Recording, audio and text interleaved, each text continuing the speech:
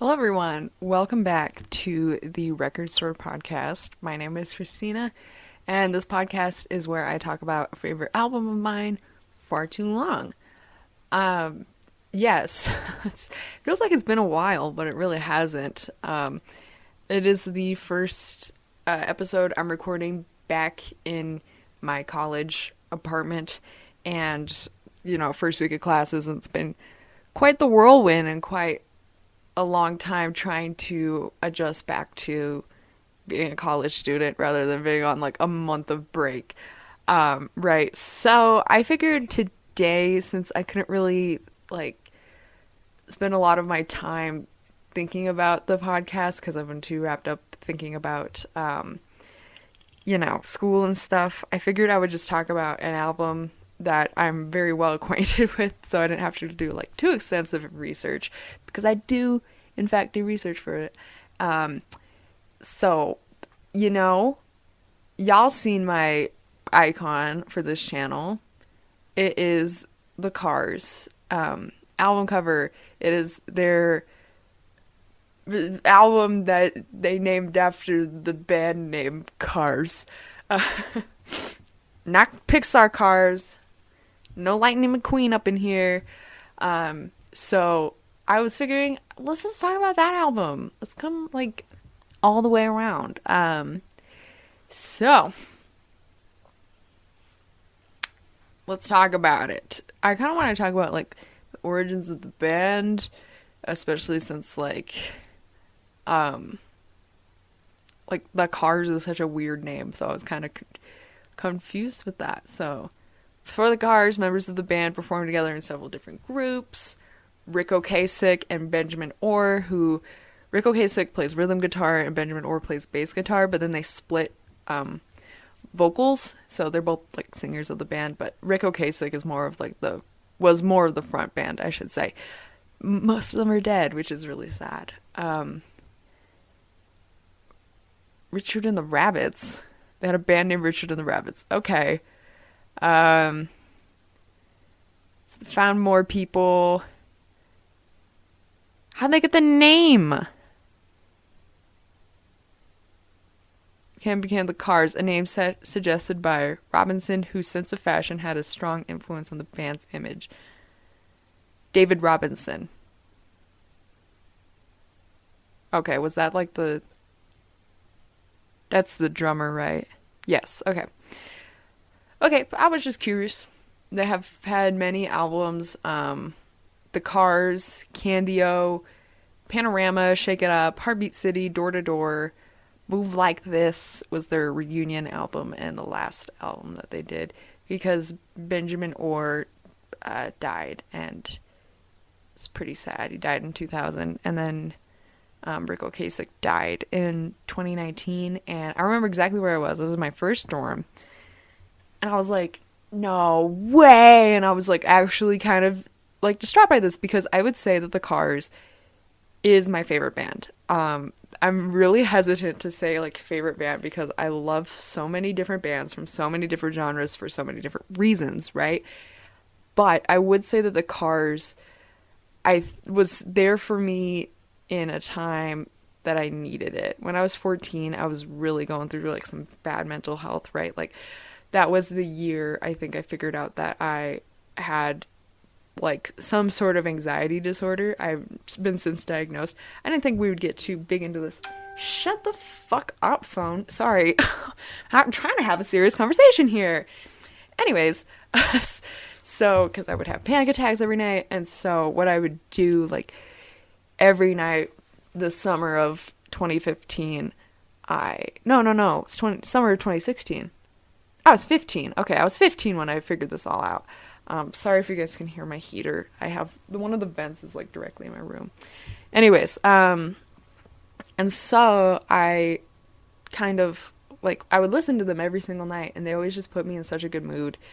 And definitely a hyperfixation. I listened to their my mom gave me their greatest hits album, and she's like, "Oh, I think you'd like the Cars," and she was right. It's like it always comes back to my mom in this podcast, huh? Anyways.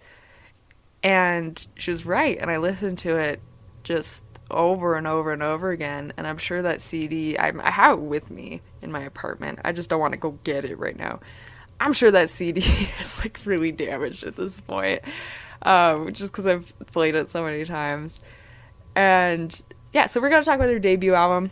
It was released in 1978. It has the singles "Just What I Needed," "My Best Friend's Girl," and "Good Times Roll." They also had You're All I Got Tonight," but it wasn't. It was a single, but I guess it just wasn't as popular. I think people would recognize those three songs more than "You're All I've Got Tonight," even though I fucking love that song. It's so good. But that's okay. They're still very good songs. So it spent 139 weeks on the Billboard 200 chart in the US, peaking at number 18, which is insane for an up-and-coming new wave band, right? It's new wave, power pop, synth rock, according to Wikipedia. I would say just new wave. And, like, that's insane that it got so high and spent so many weeks. And I would say Just What I Needed, like, you know that song. I know that song. Like, you for sure have heard that song. Unless you come from, like, I would say a non-European-based country. But, like, if you're from Africa, I don't think you would know this song, right? You probably know your own pop songs. But still, like, if you're if you're from the UK or the US or Europe, you probably have heard it, right? It is by far their biggest song, and it's really good. Yep, they formed in Boston in 1976. Oh, a couple of labels were fighting over them. I don't know the minutia of, like, producing albums. I'm just a singer that really likes music. Musically, the Cars have been described as new wave, power pop, synth rock, feature a large amount of technology on many of its tracks due to the band's appreciation for new equipment. Hell yeah. That is what I'm saying. I am not against trap beats or synth or anything. People are like, I only appreciate music that was made on actual instruments. Well, let's think here. What do you consider an actual instrument? Like drums, guitar, whatever. Like things that you do mechanically with your hands. In that case, would you consider me tapping on the desk an instrument? Would you consider the desk an instrument? Right? I study anthropology, so this is kind of my shit right now, but like it's cultural anthropology, I should say. So if you give that prescribed definition to it, then fucking anything that makes noise is an instrument, right? Therefore, I believe that synths are instruments. I think that if someone knows how to make a good tune, they are a musician, they are a songwriter. I don't care if it's their tune, someone else's tune. I don't care what they do it on. They're a musician. I think we need to stop making music so inaccessible because instruments are fucking expensive. And if you can make a really good song just on like GarageBand, I love you. You're great. You know, I'll listen to that shit. If it's good shit, I like it. Okay, I am getting really passionate about this right now. It's probably because I like did my nails. And so now I'm talking with my hands really intensely. Something about like doing your nails makes gives you so much more sass and power. So, fuck yeah. That's why I love the Cars, because they weren't afraid to innovate in a time where, going into the new era, they knew what was up and coming. They knew what people wanted. And they just really loved music, so it doesn't care.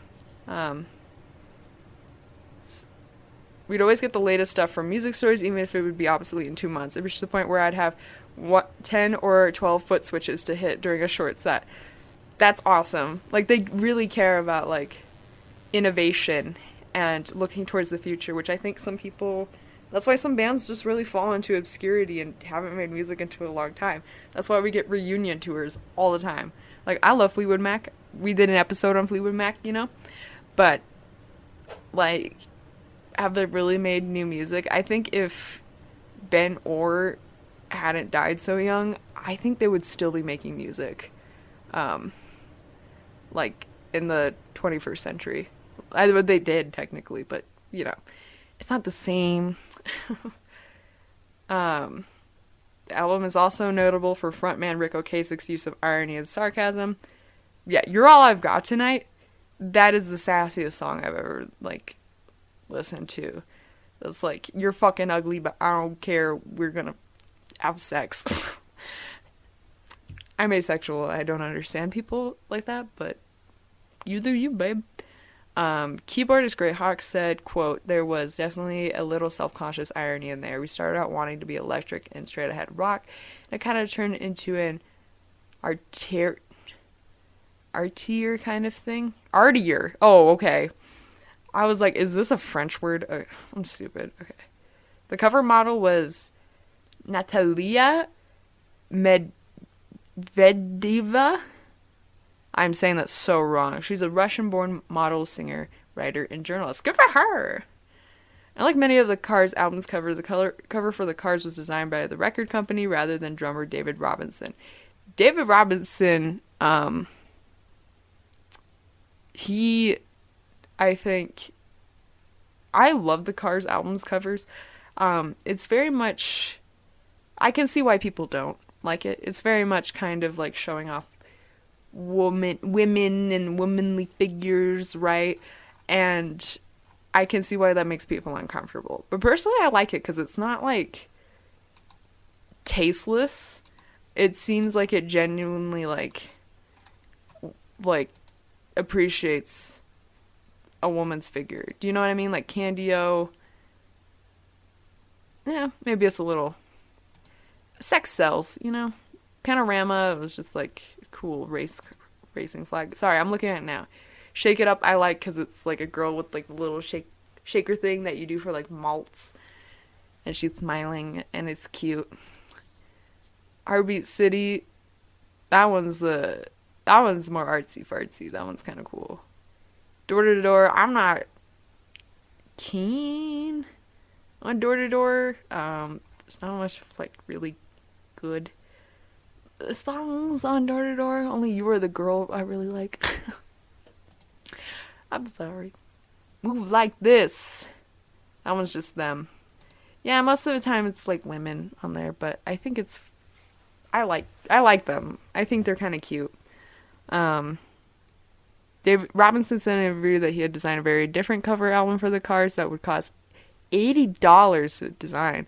Shit, you fancy.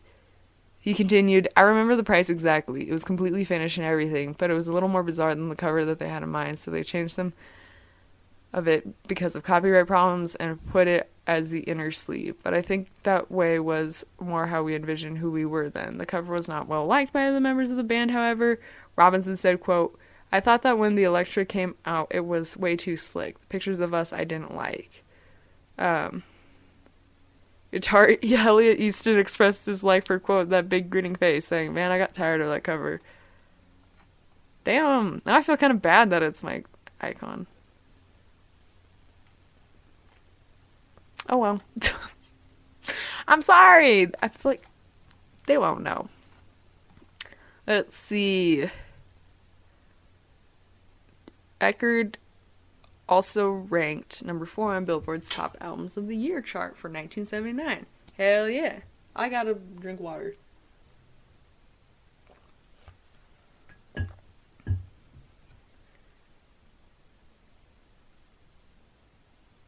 Why?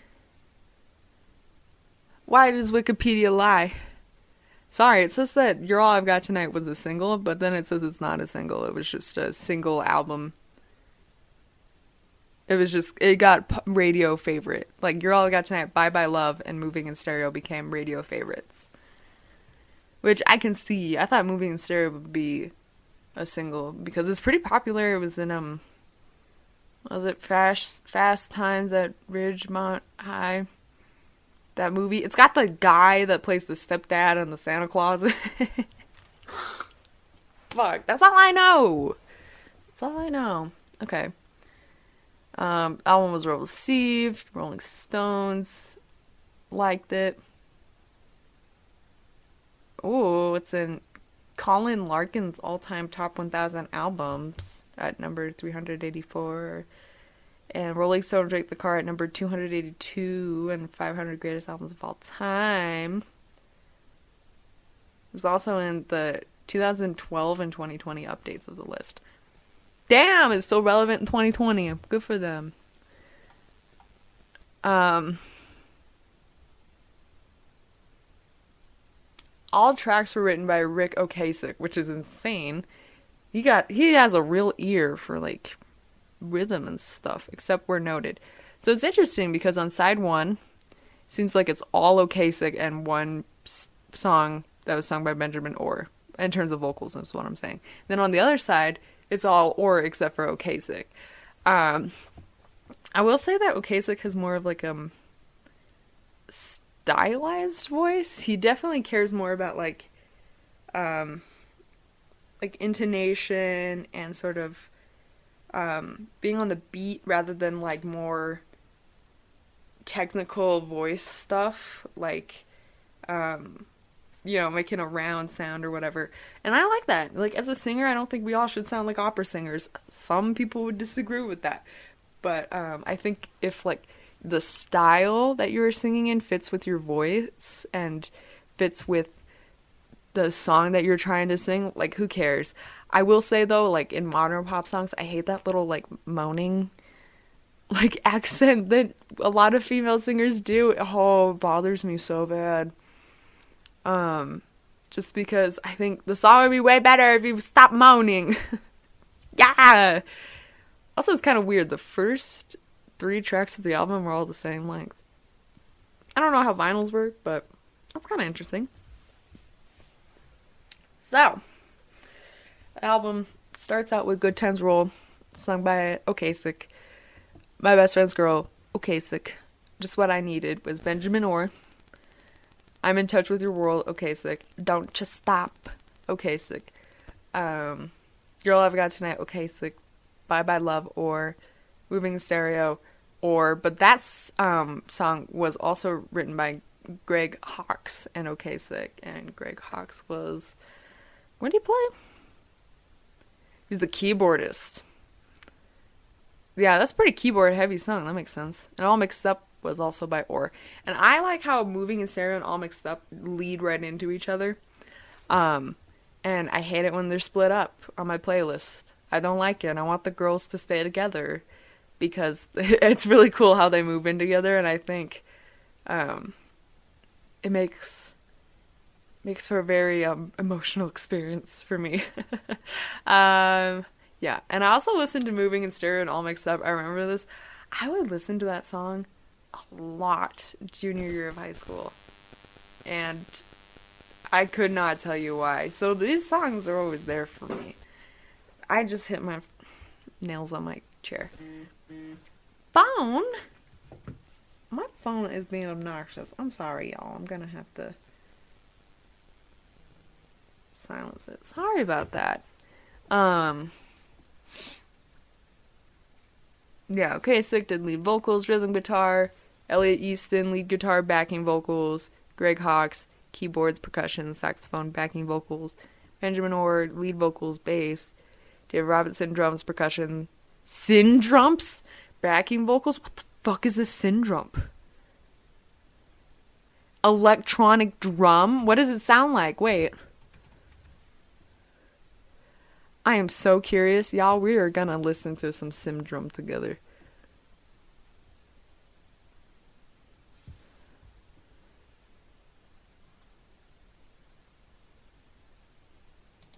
What is this?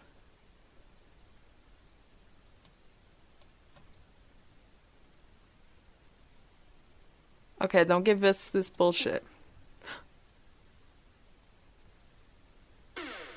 Oh, that sounds like a fucking video game.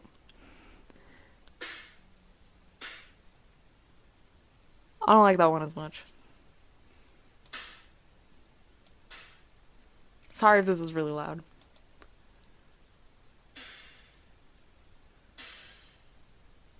Okay.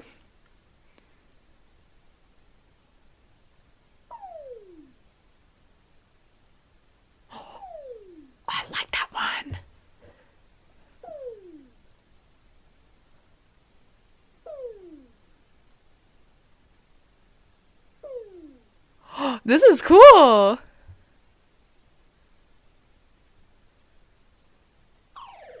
Oh! Ah!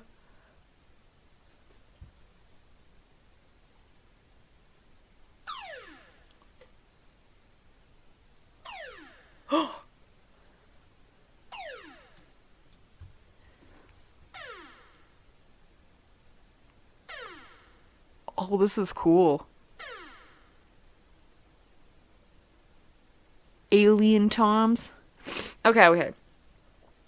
We're not gonna listen to a drum for all the podcasts because we're all like at 21 minutes, right? But yeah, I love this album very, very much. I would say, yeah, hesitantly, I would say the Cars are my favorite band, just because I find myself like listening to them all throughout my life since I was like 15 years old, and they've meant a lot to me. And yeah, if you have a band like that, let me know in the comment section below or something. You know, a little something something. Rick Ocasek and Benjamin Orr being dead, sad. Rest in peace. And I hope they got some peace up there. You know. They got a little cute timeline in Wikipedia of like who played what. It's kind of cute.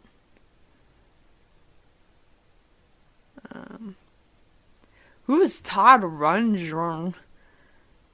Apparently they're saying that he did lead vocals at one point. But, wait. The New Cars. 2005. Okay. They did like,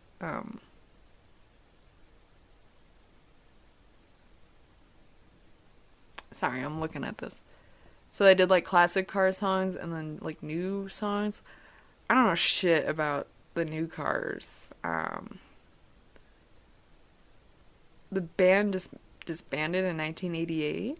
A reunion would never happen. Then Benjamin Orr died, and then they made the New Cars in 2005. And then they did Move Like This, the original members, and then did a short tour. Okay, Sick, you lied, boy. That's okay. Benjamin Orr's had such a beautiful voice. How did he die? Oh, he had cancer. So sad. So sad. Wonderful voice. Got taken away. Taken away from us. Anyways. Yeah. So, that is why the icon for this YouTube channel is that picture. It's the album cover for the Cars. Even though they hate the album cover, apparently. Oopsie. My neighbors are already up and making noise. Okay, cool. So yeah, and like I said, hesitantly, they are my favorite band. And they mean a lot to me. And I find myself coming back to their music time and time again. I probably will continue to come back to their music, even though they're, like, dead. But I feel like even dead and gone bands can still affect you. Like, so many people, even after Ian Curtis's death, like, listen to Joy Division. Neighbors, can you stop making noise? Anyways, yeah. And also, sorry, I just, like, was looking at their influences, and, like, punk minimalism, y'all know I like punk, and 50s rockabilly revival, y'all know I like that. If you listen to my Blondie episode, very similar to Blondie, this band, actually, now that I think about it, but yes. So go listen to the Cars. Underrated new wave band that you've probably heard many of their songs before. And I love them a lot. And you should too. It's a good time. Anyways, shorter episode today. Like I said, I couldn't really think and do a lot of research in regards to this podcast this week. I hope you guys understand. I will come back next week and hopefully we can, really deep dive into an album and have a good time. I hope you enjoyed listening to a drum. But yeah, have safe, happy weekend. It's MLK Day for us in the United States, so try and do something good in your community that day. I'm going to the animal shelter, and I'm excited, and doing some volunteering. So yeah, go out there, find what's in your community, and make sure you can help. Be safe though, because it's still in scary times, and yeah, be safe, have fun, have a good time. I love you all. Bye.